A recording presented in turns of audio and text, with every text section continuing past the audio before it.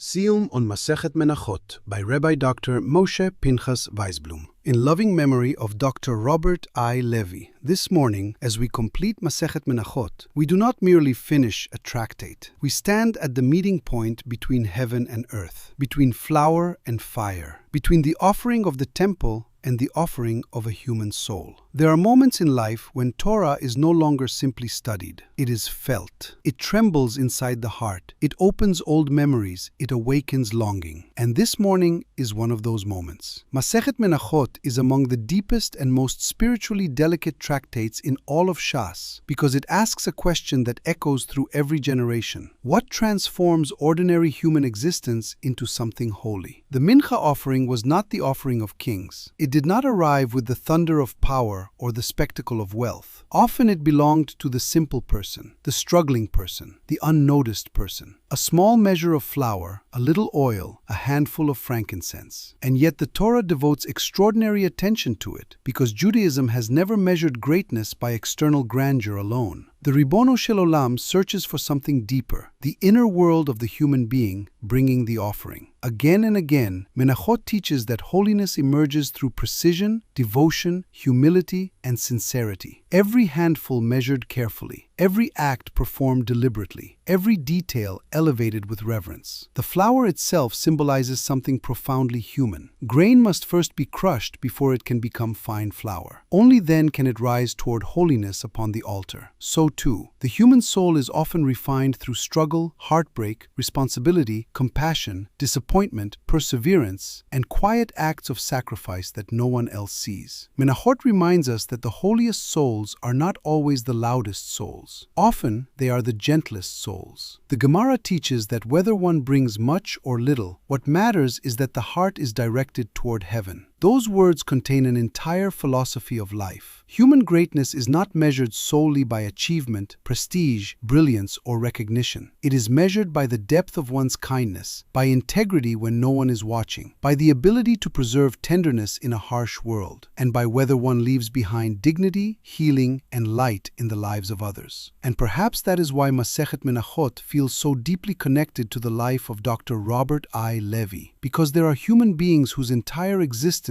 becomes a living mincha offering before God, quietly elevated, filled with refinement, filled with compassion, filled with grace. The words written about Dr. Levy describe not merely an accomplished physician, but an extraordinary human being. A scholar of immense culture and intellect, a lover of music, a student of beauty, a healer, and above all, a man whose humanity radiated outward to every person who encountered him. He carried greatness without arrogance, wisdom without coldness, and refinement without distance. He healed not only with medicine, but with presence, not only with knowledge, but with warmth. Patients entered his office carrying fear and somehow left carrying hope. How many frightened people walked into his room feeling alone and walked out feeling seen? How many hearts did he steady simply through the kindness in his voice? How many lives were changed not only because he treated illness, but because he restored dignity to suffering human beings? There are some people whose intelligence impresses us, and there are some people whose goodness breaks us open emotionally. Dr. Levy was one of those rare souls. Like the offerings described throughout Menachot, which were simple yet filled with holiness, Dr. Levy understood that greatness often hides inside gentleness. He did not seek honor. He sought people. He listened carefully. He spoke softly. And through that softness, he elevated broken hearts. The text describes how deeply he loved music, not as entertainment alone, but as transcendence. He heard in music what many never hear, the trembling bridge between the human spirit and eternity. There are people who listen to a melody, and there are people whose souls become the melody itself. Dr. Levy heard in Beethoven, Schumann, Liszt, and the great composers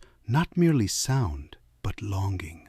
The longing of the soul to rise higher than pain, higher than loneliness, higher even than mortality itself.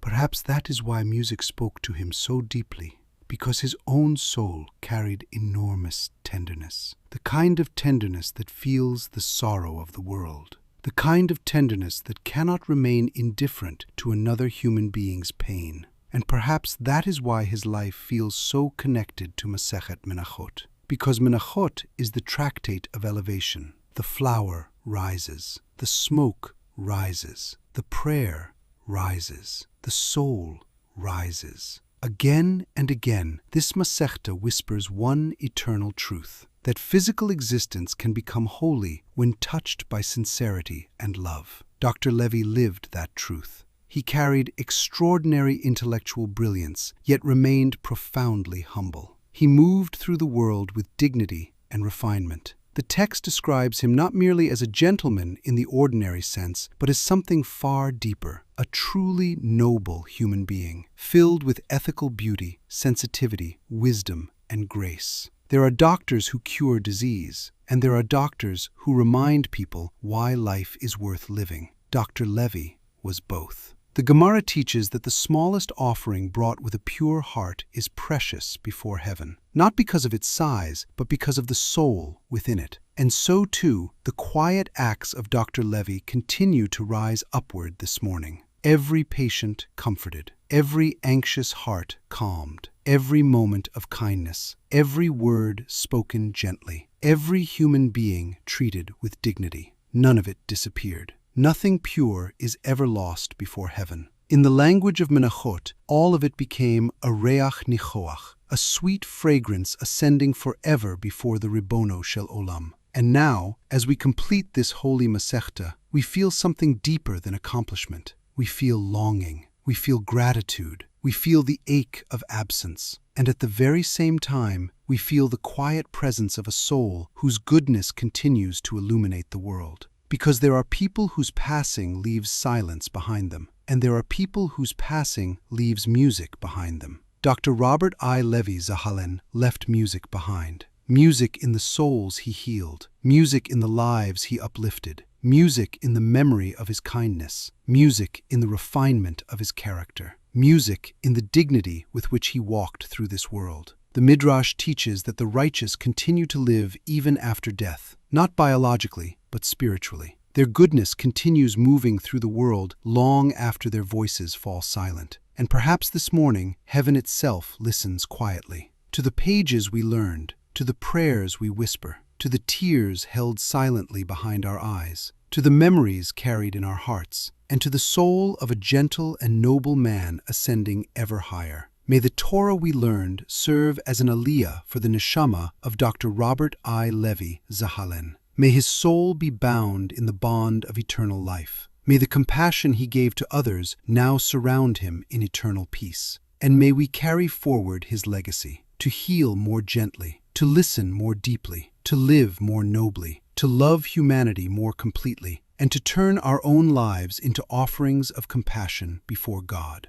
Hadran alach Masechet Menachot, v'hadrach alan. We will return to you, and the light of Dr. Levy will remain with us always. Poem for the Siyum by Rabbi Dr. Moshe P. Weisblum, in memory of Dr. Robert I. Levy Zahalen. His healing hands brought hope and light. His gentle soul made darkness bright. He calmed the fears no words could hide, and walked with kindness by each side. He heard deep sorrow in each song, and carried wounded hearts along. The violins would softly cry, like human souls that long to fly. He never chased the praise of men, yet lifted broken hearts again. With quiet grace and humble way, he brought warm light to every day. The mincha flames rise soft and high, like faithful souls that never die. Each act of love, each whispered prayer, still rises gently through the air. And though our hearts are filled with tears, his light will shine through coming years. For souls who live with truth and grace leave endless light in every place.